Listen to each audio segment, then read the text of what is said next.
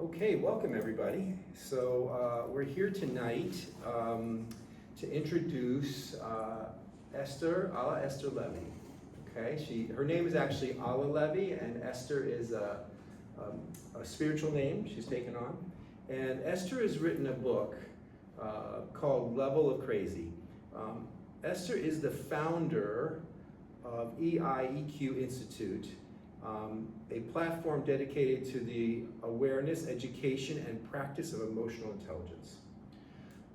She is an author, speaker, emotional intelligence coach, and creator of Recognize and Manage Your Level of Crazy.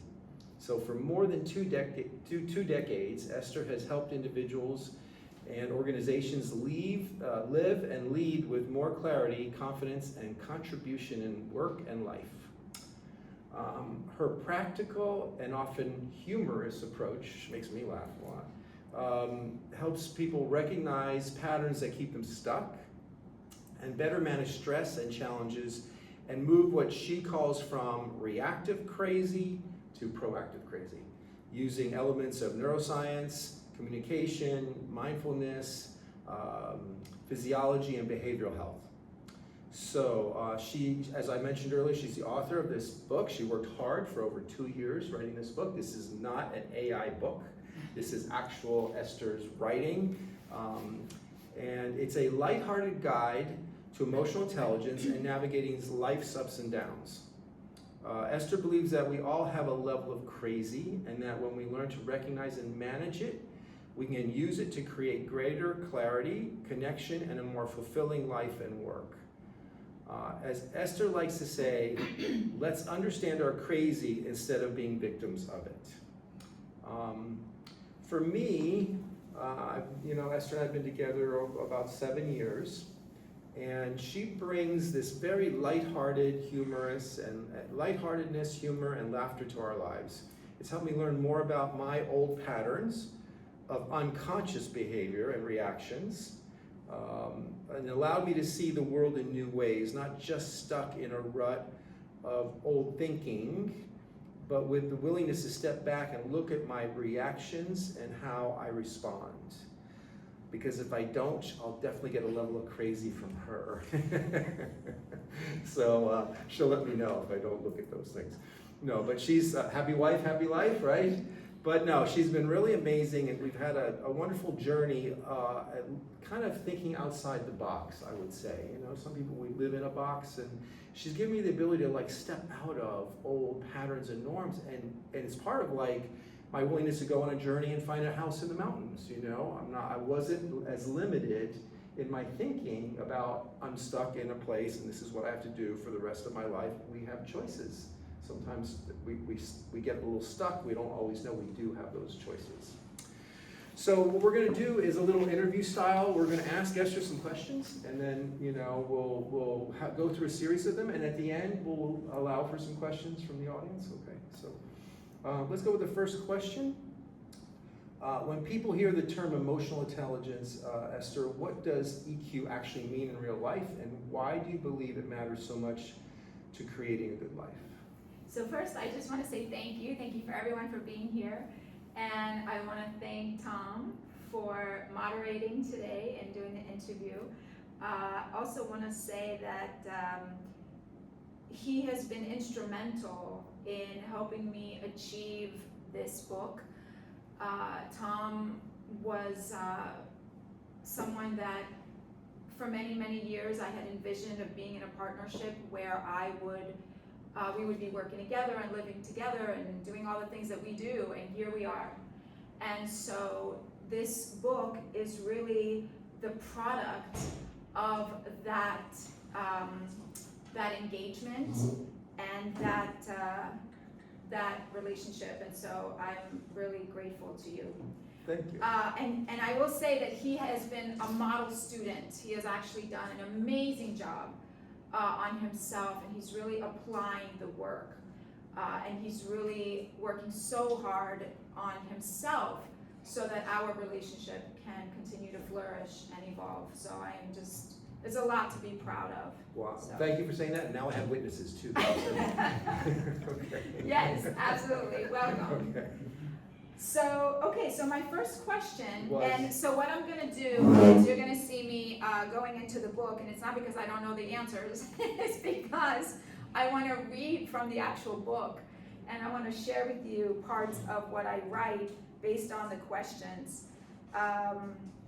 So the questions came first, Right, so this and question then I was, had to find actually the answers to these questions, which is pretty amazing, that they were available in the book, so it's kind of like proves that I knew what I was talking about so when I wrote it. I'm gonna repeat the question. We have Okay. somebody who's joined us. Yes, absolutely, welcome. So, we're asking Esther, who's written a book called Level of Crazy, the first question, so you're here for the first question is, what does EQ actually mean in real life, and why do you believe it matters so much to creating a good life? And we're talking about the term emotional intelligence here.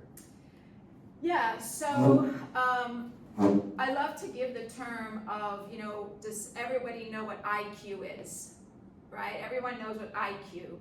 So I always like to say it's the cousin of IQ, right? So everybody knows IQ means how smart we are, how book smart we are, how intelligent we are in terms of school, and we can recite encyclopedia back in the day when we had those, right?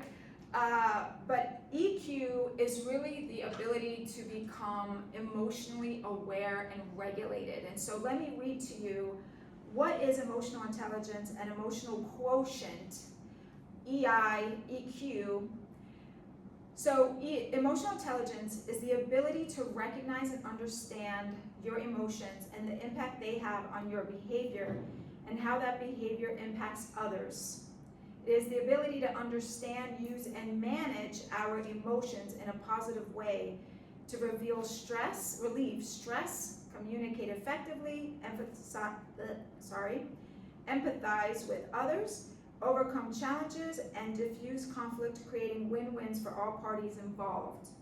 Emotional quotient is the score of your emotional intelligence faculty.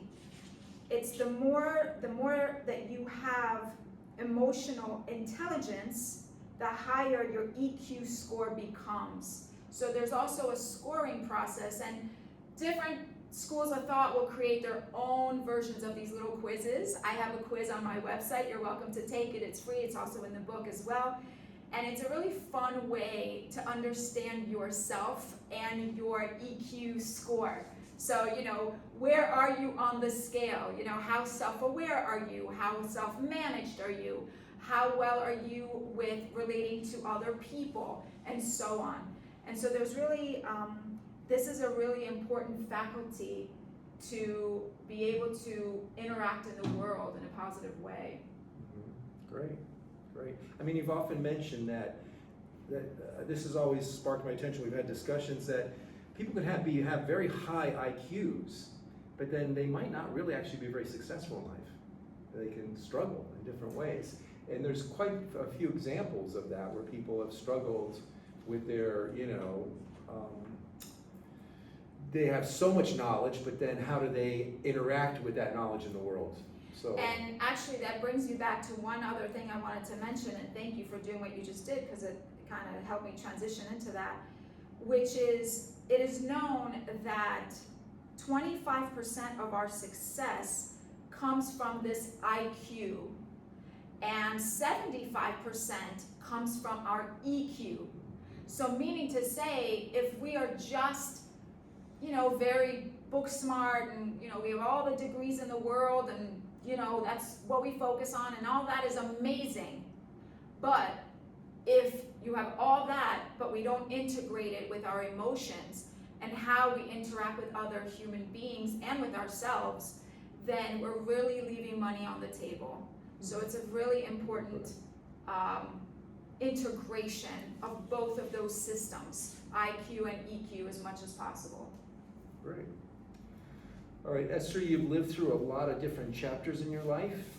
What experiences ultimately led you to write Level of Crazy and do the work you're doing today? And a little side note there is that I met Esther, we worked together, and one of the things when she brought a resume to our practice, she had the thing that caught my eye about her resume is she had put on there emotional intelligence specialist and working with emotional quotients and this whole area. And I hadn't heard a lot about that. I didn't understand much about it, but I knew that that would have been I was very interested in understanding how that might help us with helping our patients recover. So, so I know that when you were passionate from the moment I met you about this, and it actually helped you get that job. So, so what led you to be so passionate about this work? Well, so the work itself was kind of an interesting, it landed, I would say, on me. We kind of crashed into each other. And how that happened is that at the time it was about, let's see, in 2016, I was at a Tony Robbins seminar. And at the time, if you go back just a little bit, I had 2 divorces under my belt, and I was going through an autoimmune disorder. And so my life was already chaotic in its own way, and I was trying to figure things out, career and health and relationships and all these things. And it just was, it was a struggle. And so my second divorce led me to the next phase of reinventing myself. And so I went into studying more into self-development. I was already studying spirituality, which is actually, I wanted to touch on that a little bit earlier about the name Esther, because I was in the Kabbalah Center studying spirituality and things like this. And I was born on Shushan Purim, which is the holiday of Purim. And so the name Esther, we know the book of Esther is part of that holiday. And so when I was trying to figure out my Hebrew name, because names are a big thing for the Kabbalists, Esther was not even a thought to me. But somehow it ended up somebody saying, well, weren't you born on Purim? And I was like, oh my God, yeah. And so I had to decide between 2 names. It was Devorah and Esther. And thank God for Eddie, who I said, okay, I need to decide on a name. Which name should I do? He says, I feel an Esther. And I'm like, okay, then Esther it is. Well, thank God for that. So that was one of those moments, Okay, so really quickly about that. So because of the life struggles and everything that I was dealing with, I really wanted to get to a place where I was understanding myself. And so I started to get into life coaching and self-development really, really strong. And I went to every workshop known to man. And at that time, Tony Robbins was the workshop that I ended up going. And after the fire walk on the first day, and we got that over with, talk about crazy. He turns the page and he goes, emotional intelligence. So let's get into it. And when he started going into it, I was like, oh my God, that work is mine. I knew at that moment. And what I realized was that this work was exactly what I had mentioned about, or how I founded this work of level of crazy.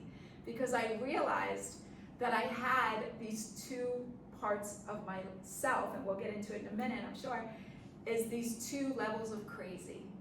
And then I realized that everyone had it.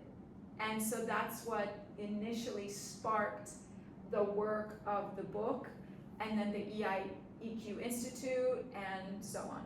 Did you want to read something from your book on this topic? The chapters you went through? No, I just went through it actually. Okay. It talks about my story and how I got to that point, which is what I pretty much just told you. Now, she's written this book, and her title, Level of Crazy, sometimes throws people off, right? We know that, Esther, right? Mm-hmm. But not anymore so much. Yeah. In the beginning phases, about, I would say 5 years ago, when I first started saying crazy, yes, people were a little bit taken back from it. Now, everywhere you look, people get the crazy. They get the good crazy, the bad crazy, crazy wonderful, crazy beautiful, crazy, Bad. crazy bad, right? So not anymore so much. Yeah, the word is being used more and more Yes. in the media. Yeah. So what do you mean? So what do you mean by a level of crazy, and how can someone recognize their own? Yeah, so there's a chapter in here where I talk about defining the crazy. And that is where we talk about the two kinds of crazy. And so let's read that. So the reactive crazy, RC, this is anything that disrupts our internal peace, harmony, disconnecting us from our best selves and others, causing us to experience sadness, depression, frustration, anger, fear, discontent, and anything else related to those feelings. Proactive crazy is PC. This is anything that causes us to experience joy, happiness, playfulness, creativity, imagination, and anything resulting in successful and a fulfilled reality. So anytime when we are in a state of reactivity, that is our reactive crazy. We are just letting ourselves, be in whatever state, and we're just like, having a meltdown or whatever, and we're going off, right? And then the idea is to travel from there and to move into the proactive crazy, which is anything where we're back into joy, back into balance, back into really seeing the truth of what's really going on, that everything is really destined for us and our highest good.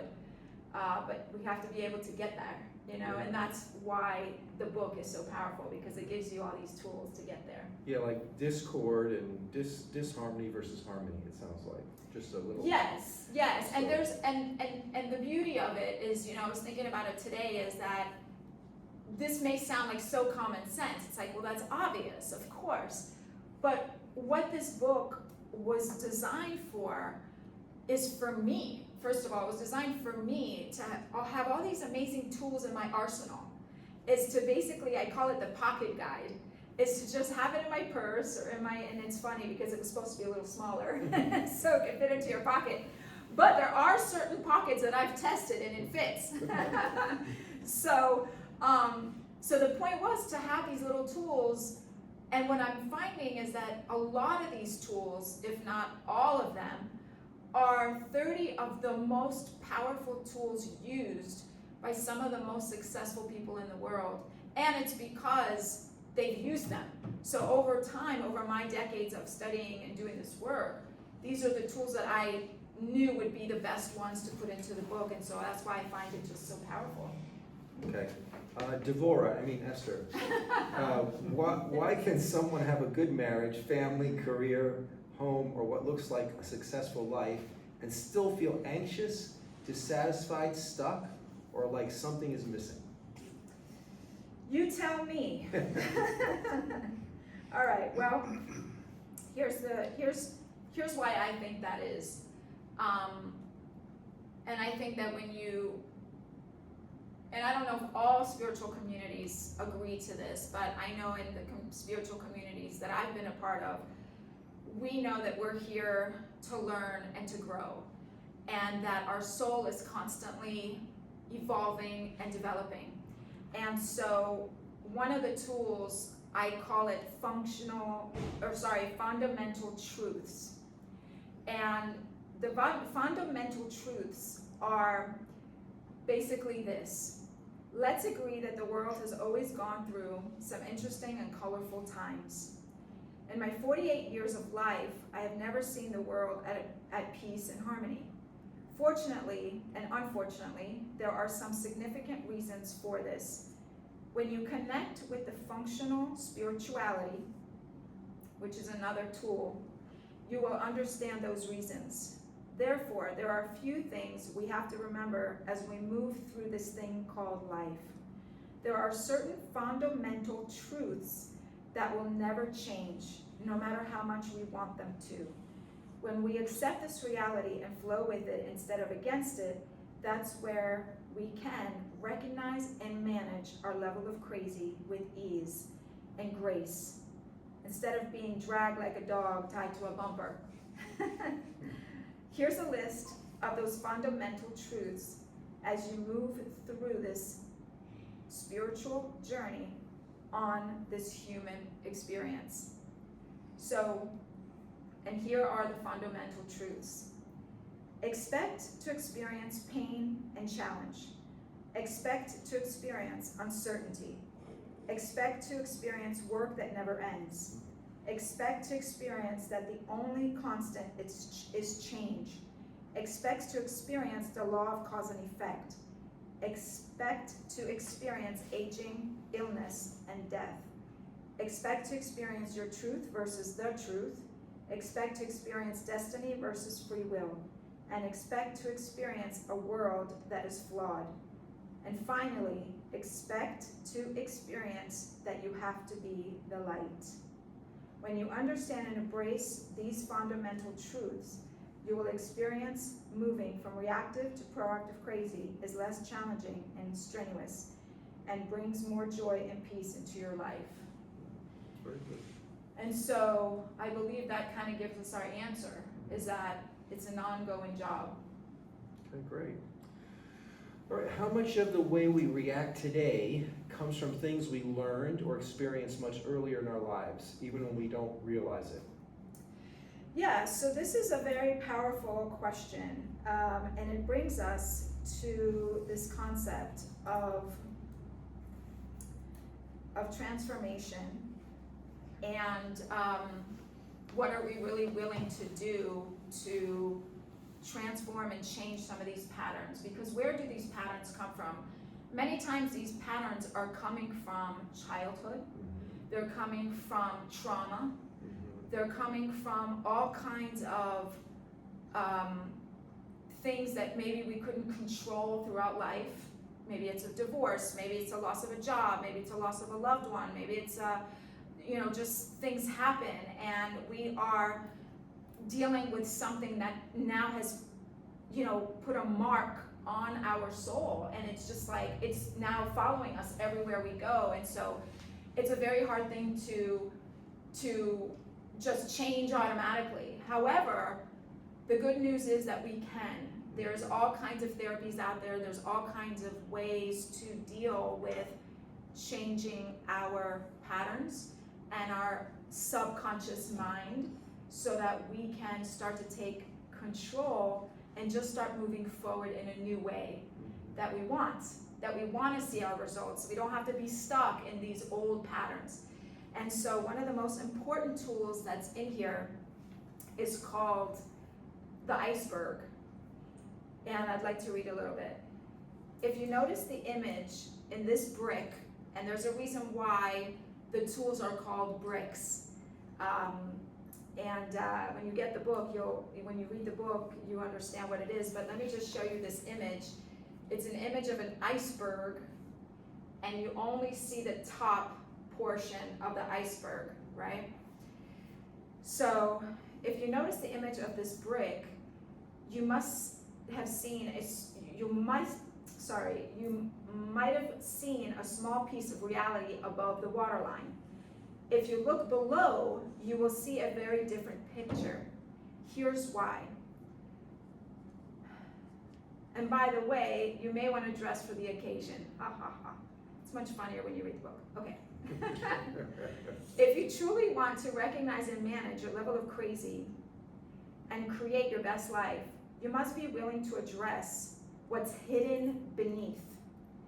It takes willpower, courage, vulnerability, and radical honesty to dive deep into yourself and to reveal, feel, and heal on all levels.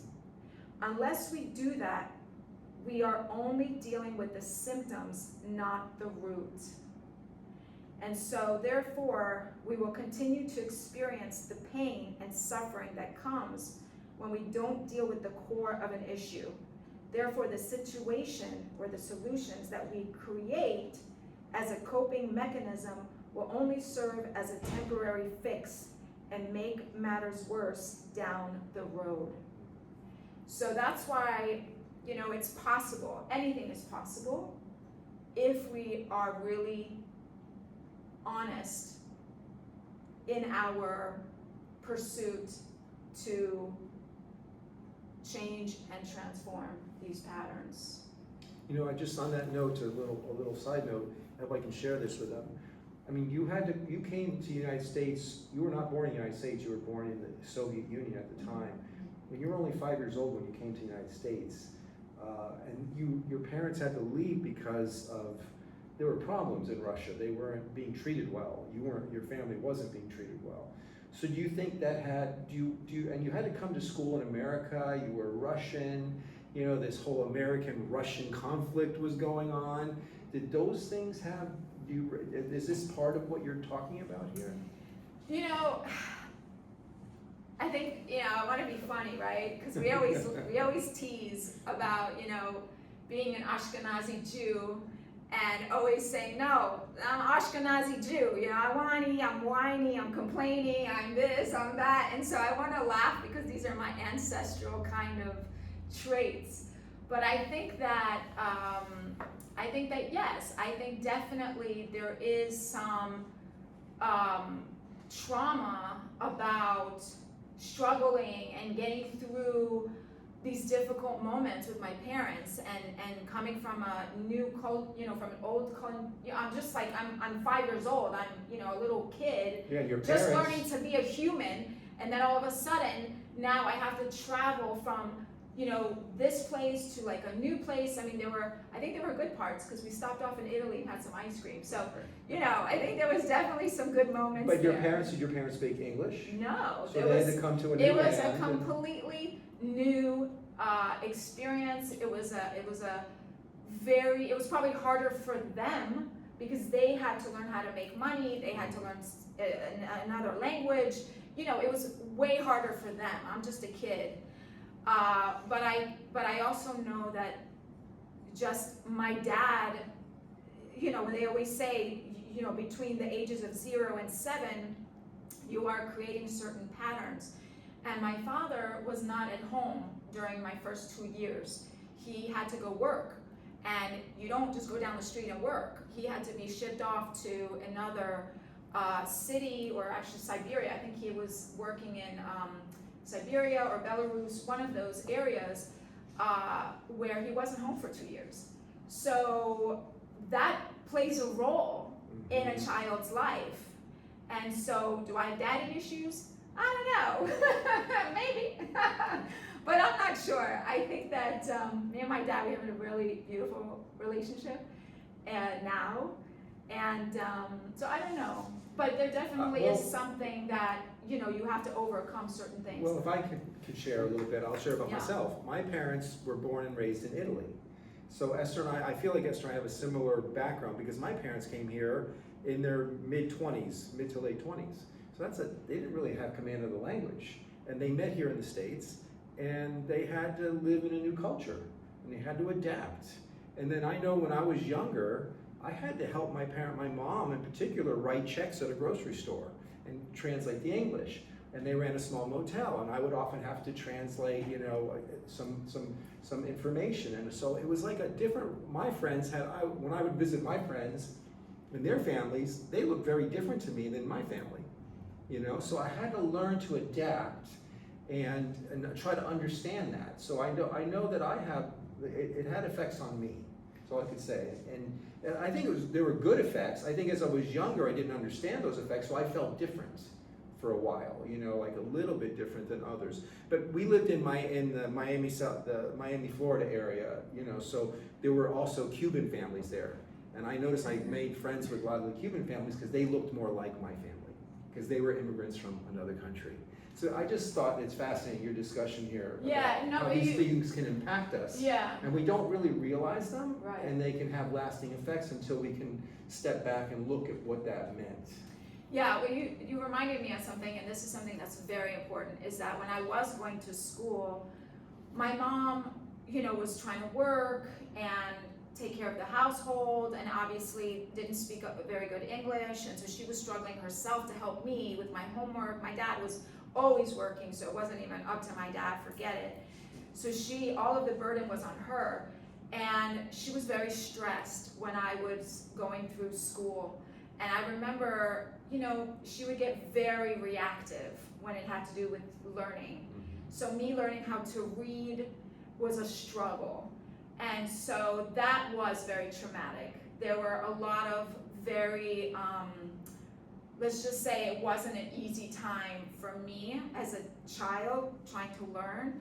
A lot of yelling, sometimes, just not good things. Yeah. And so it's really caused me a little bit of dysfunction in terms of learning. And now that I'm learning Italian, I actually noticing how my reading is improving, but I have to remind myself not to have that trauma of, oh, learning is hard, or you can't read, you suck at reading, and you're never going to learn this. So I had to really. So those are reactions you could exactly. have, and you're recognizing them. Yeah, I had to really move myself into the proactive crazy and say, no, I'm creating a new model now. The new narrative now is that I can learn. I just have to make more effort, spend more time, practice, and ask for help if I need it. So, yeah. All right, what is one belief about happiness, fulfillment, and success that you can share with the audience that you had to unlearn personally? So. Well, one thing I will say is that. It's an interesting thing to ask, right? What did you have to unlearn? Yeah. I had to unlearn, and I'm still unlearning it, is that nothing is outside of us. Nothing is, there is no fulfillment other than the fulfillment that you generate yourself. And let me just explain this really quick. Gratitude gives us contentment and then gives us fulfillment. And none of that comes from the more doing that we do. Because I think a lot of us, me 100%, is so caught up in the doing.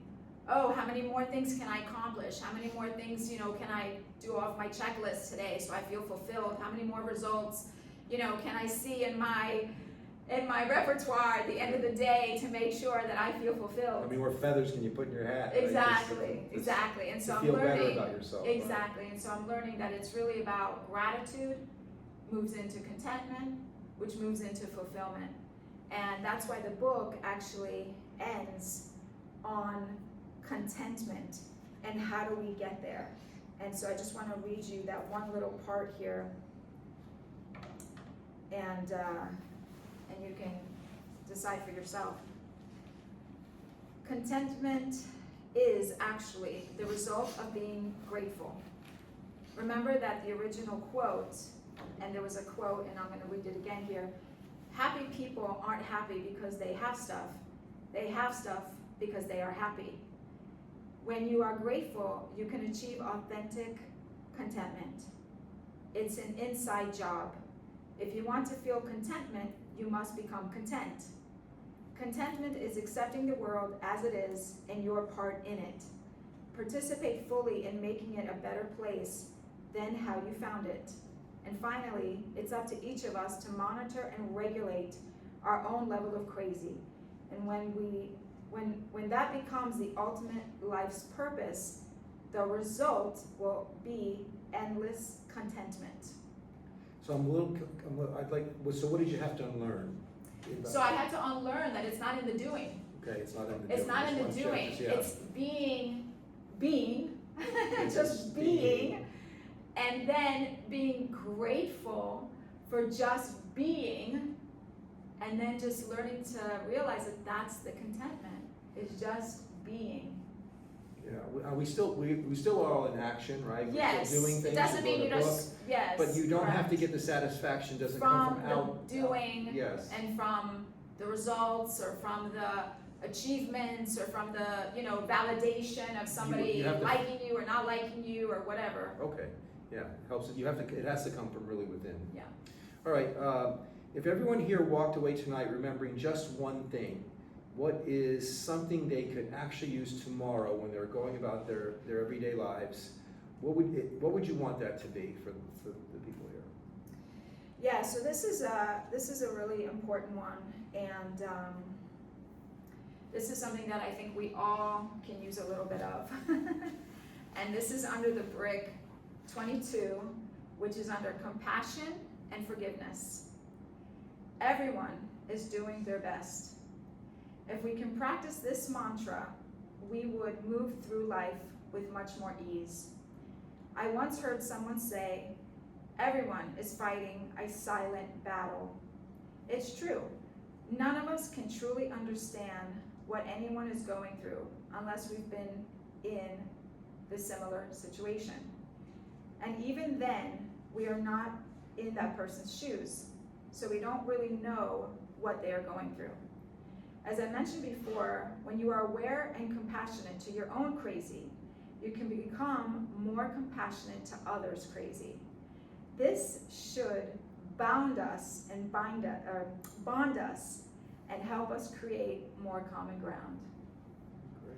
So that's what I would wish for everyone, is to just remember that everyone is doing their best and to really try to live in compassion as much as possible. Is it easy? No, it's not always easy. Sometimes it's really hard. And you use the word forgiveness, so. And forgiveness. Forgive yourself and forgive others. I think forgiving ourselves, is one of the most overlooked processes, because we think, oh, okay, I'm forgiving them, I'm forgiving them, I'm forgiving them. But then we don't realize we're part of the problem. Like, we have to forgive ourselves, because we, are constantly so hard on ourselves that we project that on everybody else. So again, it's an inside job, and the lenses, the filters that we're looking through are the filters we're looking through. So forgiveness has to go both ways, from what I found to be true for me. Well, that's interesting. It brings me to the next question, because, forgiveness is sometimes hard. Like, somebody can cut us off, somebody can be really mean to us, or you're looking for some support somewhere and you can get really angry, right? It's normal, we all are gonna react. But your book introduces something you call a framework or protocol using 3 specific elements: awareness, strategy, and serenity. It's interesting, combine these 3 letters, interestingly, forms a great catchphrase, and I think you like to say, wake your ass up, because that's what the acronym for those 3 letters are. So, like, if we're angry and suddenly, can't control our reactive crazy, can you explain how you might use this protocol? Yeah, so the ask protocol is what it's called. It's meant to be funny because the book is already so bold. That's why I had to find something that was really catchy and fun, and Tom helped me come up. Easy to remember. Easy to remember. So the ask protocol is awareness, strategy, serenity. And so I'd like for us to do it together. I'd like for us to, if you want to just get comfortable for a minute, we're going to do a little bit of a process. It's going to be a really short version of it, but I would really like to share it with you if you're open. So what I would ask for you to do is, if you want to close your eyes, it might be a little bit easier, but do whatever feels comfortable for you.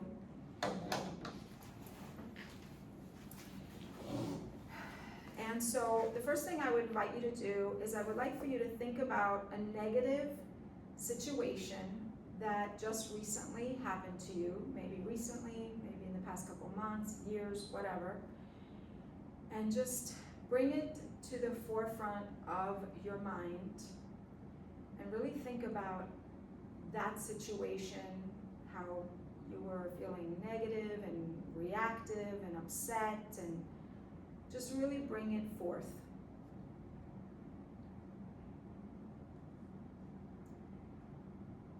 And so let's say we want to now move out of that reactive situation into proactive crazy. And so what we would do, I want you to see yourself doing the following. I want you to now, the first step is awareness, is see yourself becoming reactive. You see yourself being reactive in the situation. And now I want you to stop the reactive behavior. Just stop. I want you now to breathe in and out, slowly and deeply.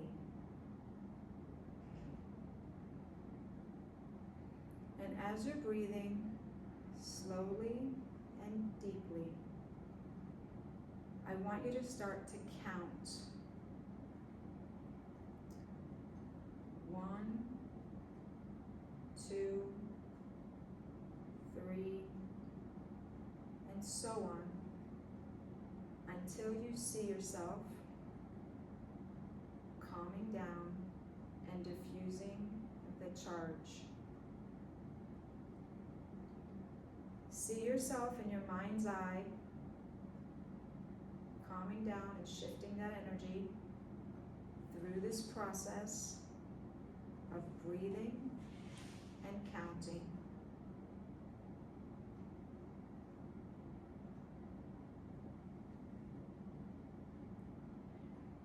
Now, once you have calmed yourself to a state where you can now diffuse and release the energy,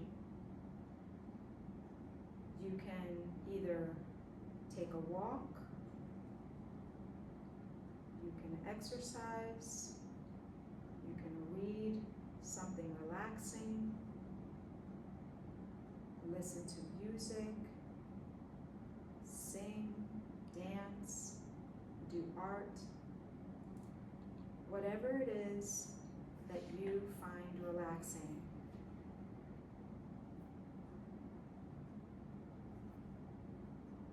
See yourself in that state of relaxation now, diffusing that energy.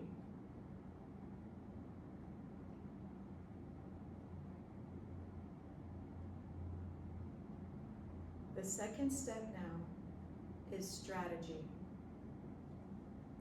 This is the part and the step where you choose and decide if you want to continue to create negative or positive outcomes for everyone involved in the situation.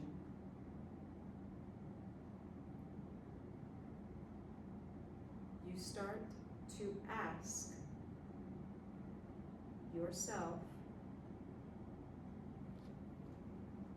for ideas and suggestions on how to resolve the situation so that there is a positive outcome for everyone involved.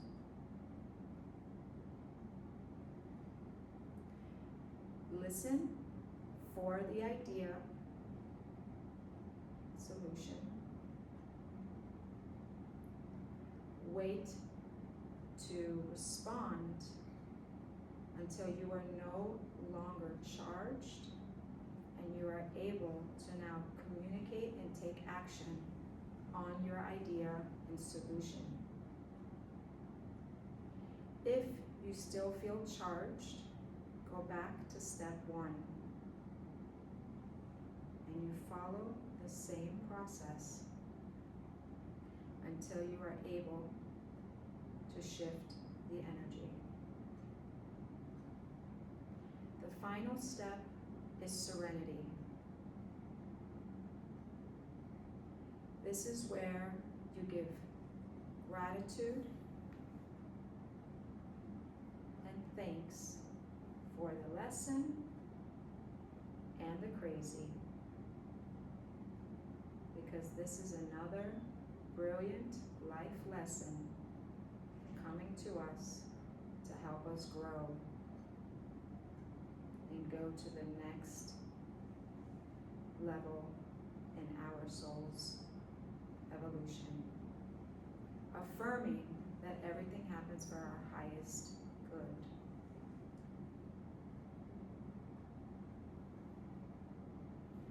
So when you're ready, I invite you to come back.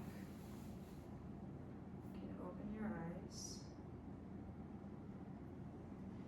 And I would like to just hear if if anybody has any feedback on their experience.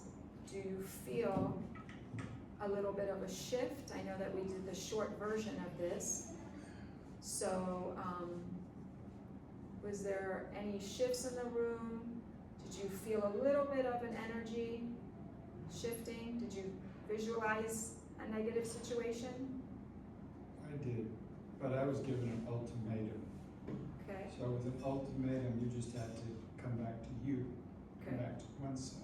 okay, And so I can't make a resolution to make something better with an ultimatum, okay, because it was about a choice. sure, So I made my choice, and that excluded the ultimatum from my drama. good, great, But, you know, just move on from there. It's not Yes. something, and when you're faced with a situation, you don't have the time to take all these steps to react. You react. correct. You're absolutely right. Now, the idea of the protocol, though, is that when you initially react, and here's something I always love to say, is that we are reactive creatures. Right, and taking a breath and stepping back puts Yes, a whole new perspective. yes. Our job is to react. If we did not react, we would be a lizard. We would not be alive. Mhm. So it is absolutely our birthright to react. And so our job, though, is not to stay there. And so the more we practice the protocol or any other tool that you want to use, the job is to learn to react, but move faster from reactive to proactive. Now, some people live in reactive, Right. and so there's never a change. So that's the whole point, is that yes, we tend to do that and we're always going to react, but I will say for myself, the more I'm practicing, Mhm. the faster I become at catching my reactivity, Mhm. going through the steps and moving on to the next thing and moving into this strategy, which is the solution, and then going, okay, thank you for that, awesome. And sometimes I go to the serenity first, like I react, something's happening, and then I'll go, all right, thank you for this is a great lesson for me, okay, and then I go into strategy. And how you said, you gotta take it for granted that everybody's trying as hard as they can. Yeah, And I don't necessarily agree with that, but that's a judgment on my part.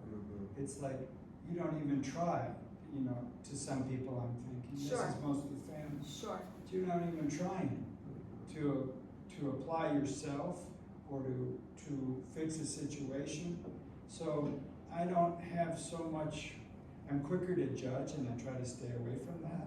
yeah, And I'm better about that, yeah, but I wanna put my own label on it sure. because I don't think someone's trying. Yeah.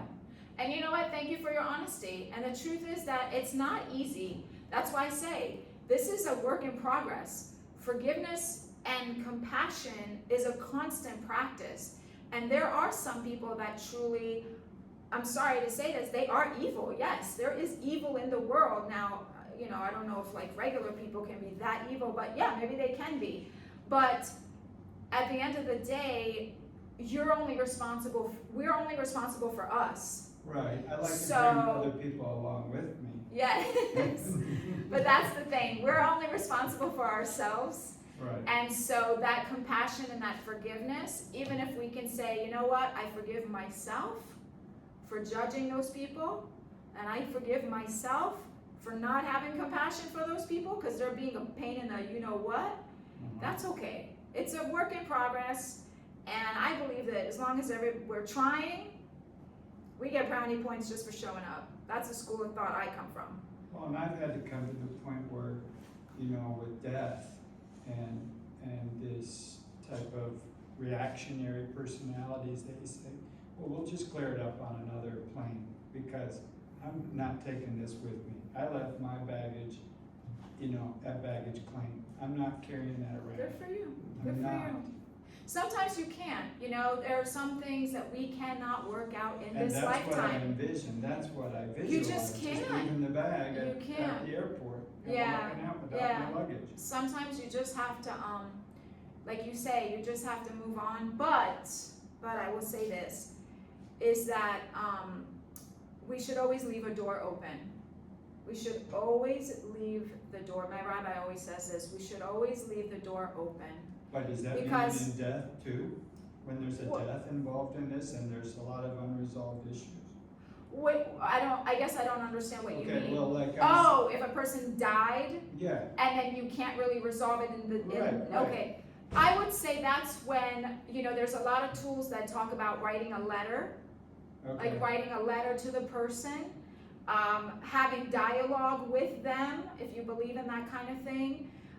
Again, forgiving yourself so that you can be free to live the rest of your life, and then you can say that, you know what, we'll talk about this when I get upstairs or whatever, right? mhm. So it's all amazing how you do it, as long as you are able to live your best Sure, life. sure. That's really the idea, is to set you free. To let it go. Yeah, it's to set you free so you can live. And you know, how long has EQ been in existence? 40 years, the topic? A long time. It's been at least, I would Late say, 80s? it goes back to Thoreau and, Oh, okay. you know, back in the day when these really like big thinkers were, you know, Pluto even, and, you know, Plato, sorry. Sorry. Plato, Pluto, potato, hey, you know what I mean? It's okay. So, it's not a new concept. Mhm. It just was given the name later on, Okay. as we started to become more mainstream and more industrious. But then we weren't taught emotional intelligence in school, at least I wasn't. I never really No, heard this. no, that's just, So it's not, it's relatively new in it's our, relatively new in in the our- past 100 to. I would say the last couple of 20, Fuck. 15, 20 years. No, that's like mainstream.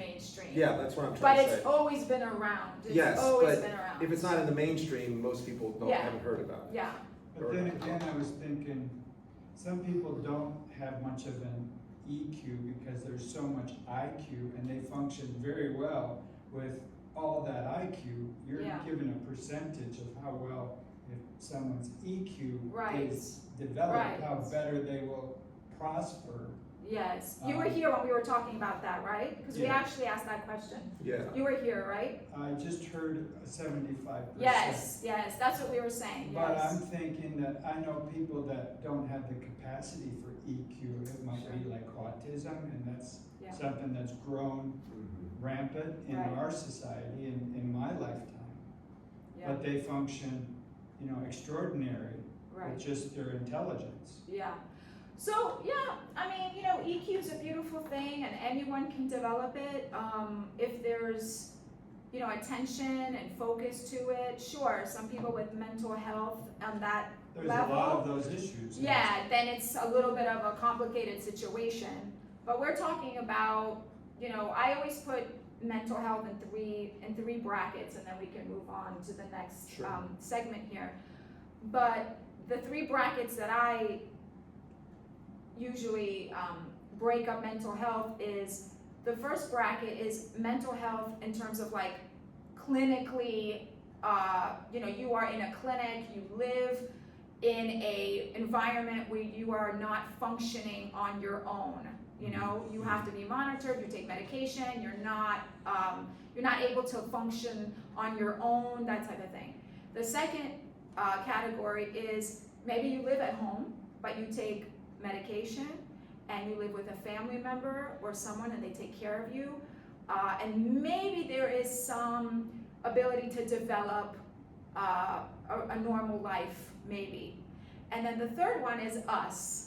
It's basically people that are living their life, trying to, you know, go to work, manage stress, children, you know, the regular daily activities, and we're just maybe struggling with the everyday. And that's how I categorize it. That's a very simplistic Yeah, those version, are three obviously. big clumps, Yeah. you know. Yeah, Well, can I share just one quick example? Like, I think there's a spectrum, right? Everybody has a little bit on this, wherever we are on that spectrum. We might have somebody maybe over here or over there. An example is we have a friend and who was a client of ours for many years, who's a really intellectual, brilliant man, psychiatrist, wrote several books, but struggles with life. Sure. He's super smart, You see that all but the he time. can't have he yearns for a relationship, but has struggled in all the years we've known him. We've had lots of conversations and we've noticed that his IQ is so big, but his ability to interact and socialize and make a relationship and connect and stabilize a relationship hasn't been a success for him so So far. I'm sure we all And know though- people like that. But yeah, so Yeah. just that's it. I think an don't mean to example. dominate. I don't know if Nita or Ross wanted to say anything. No, it's okay, this is good, because we're gonna Well, move now this into was the kind of, next. yeah, you kind of helped us move into the next phase. Yeah, into which the is next phase actually of questions. good, 'cause I and- think we're yes, coming to this an is end very here. good, thank you for that, thank you for that.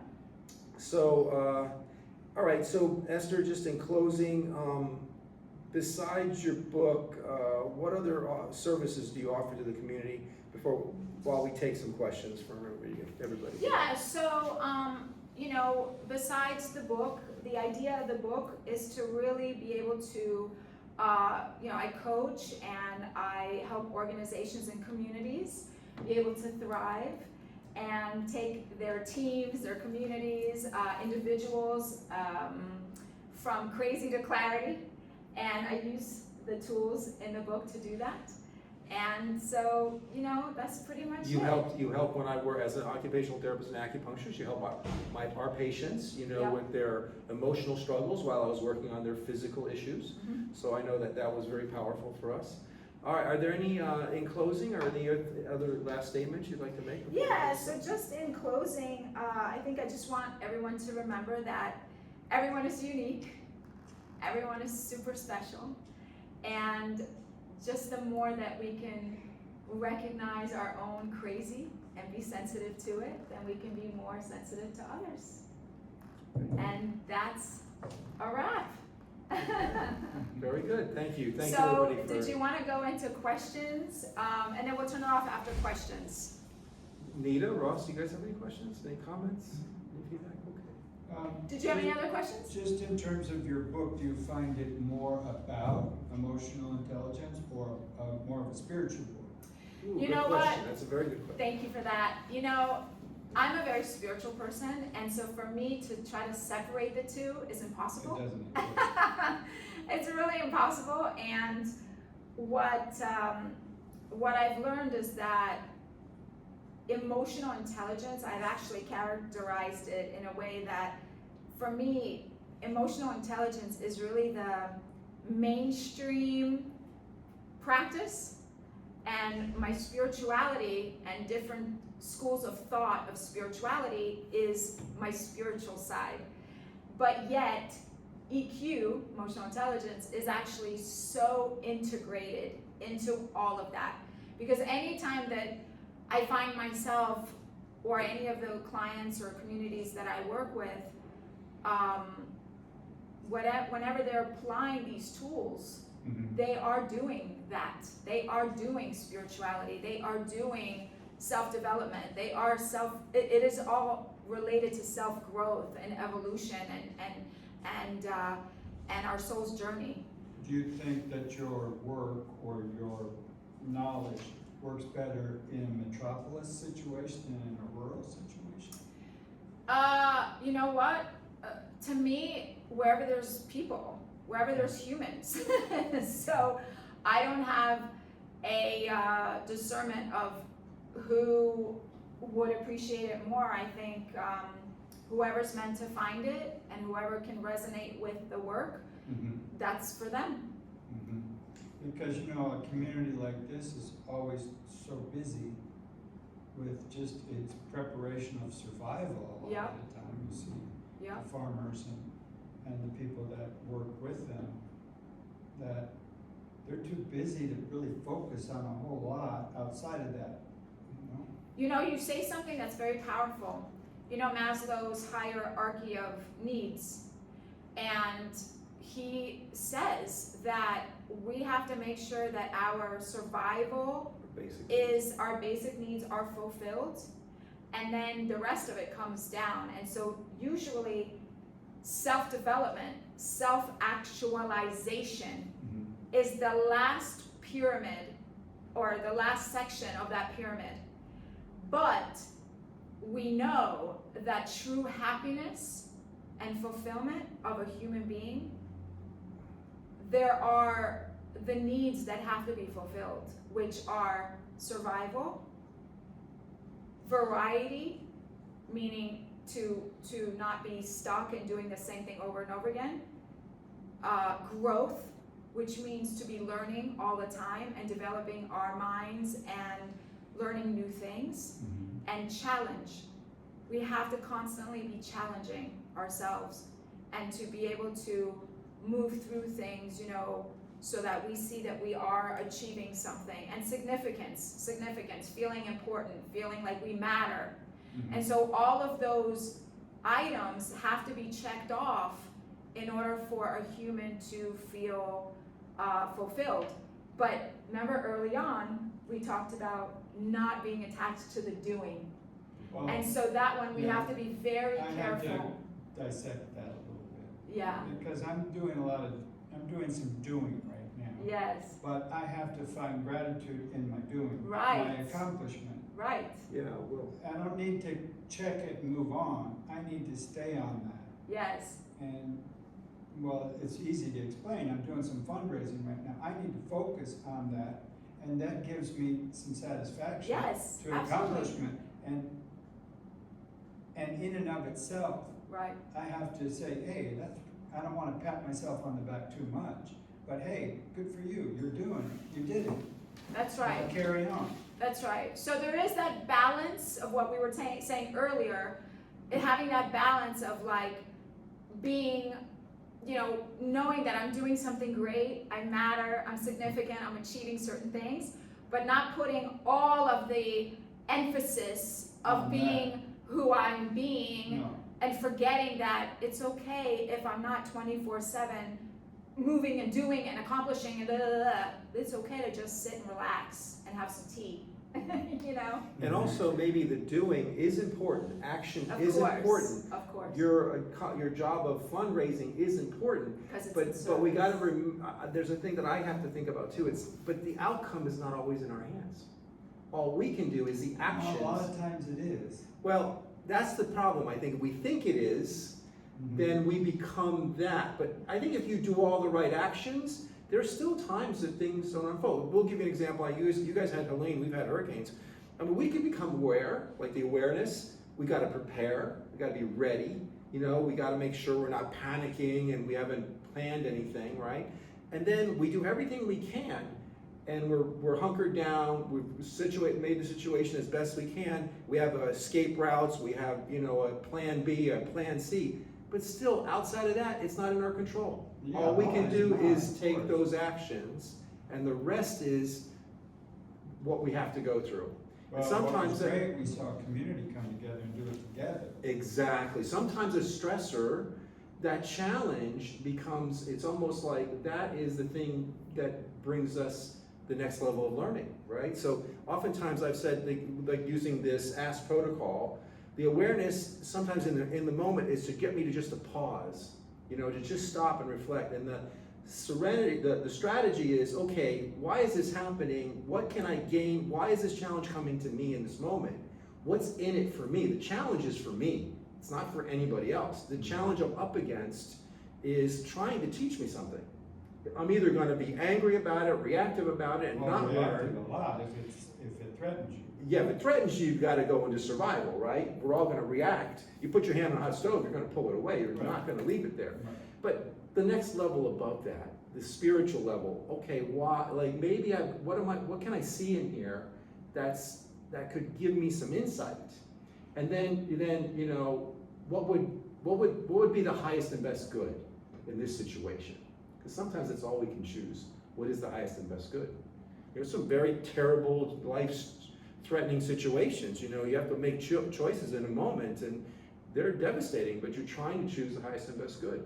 And then I think all the stuff we talked about, like you know, I think we just got to learn, knowing that we forgive ourselves and we make mistakes. We make mistakes. We are, you know, spiritual beings on this human journey, experiencing these things, and that, you know, I've often said this world has all this wonderful stuff, but it has some terrifying stuff. So, you know, I think it's all those things wrapped together, which this hunt for how do we move through life in somewhat a more harmonious way is the journey that Esther has been on, and I've enjoyed that because it makes us stop and think about who we are and what we're doing. And we won't have all the answers. You know, we're just going to learn by these lessons of life. Well, thank you, Tom, Sorry. for hosting. No, that was amazing. Okay. Thank you for hosting. I just wanted to wrap up so we can turn off the camera and then we can continue. Okay. So if you want to close up. Sure. So, you know, if anybody now, let's see where we're at. If there's any last comments. I did have a list here. Okay. And you're okay? You made your final Yes, I've comments, made okay? my final thoughts. So yeah, if anyone would like to buy a book or have Esther sign it, we'll be here for a little bit longer. So she's here to answer more questions. So on that note, thank you, Esther, for doing this and taking this time. I know it takes a lot of your time and a lot of preparation. So I really appreciate what you're doing and what you're trying to do. Thank you for everyone for being here and letting me Is your share. book online? It is, yes.